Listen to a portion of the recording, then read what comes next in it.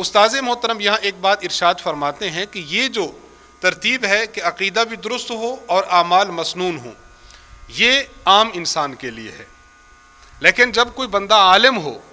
علماء کی محفل میں آپ بیٹھے ہیں، چند سالوں تک آپ عالم بن جائیں گے، تو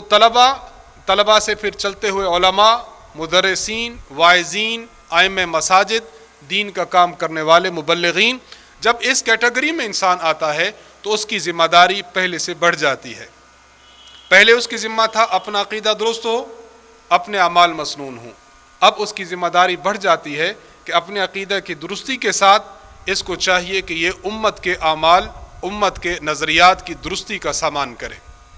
یہ خود بھی ٹھیک عقیدہ رکھے اور دوسروں کو بھی عقیدہ ٹھیک سمجھائے،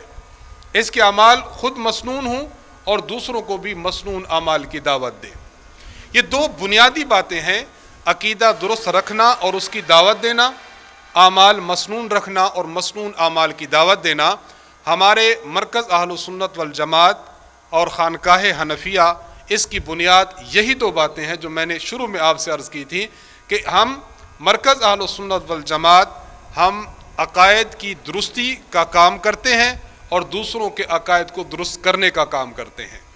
جہاں ہم مسنون اعمال کی پابندی مرکز میں کرتے ہیں، بحمد اللہ مرکز آنے والے اور مرکز سے باہر افراد کو مسنون اعمال کی دعوت بھی دیتے ہیں۔ استاذ محترم حضرت متکلم اسلام حافظہ اللہ تعالیٰ نے مرکز اور خانقاہ حنفیہ کی جو بنیاد رکھی ہے، وہ بنیاد یہی ہے کہ ہم صحیح نظریہ، صحیح عقیدہ پر خود بھی عمل پیرا ہوں اور ہم دوسروں کو بھی صحیح عقیدہ اور نظریہ کی دعوت دیں۔ ہم مسنون عمل پر خود بھی عمل پیرا ہوں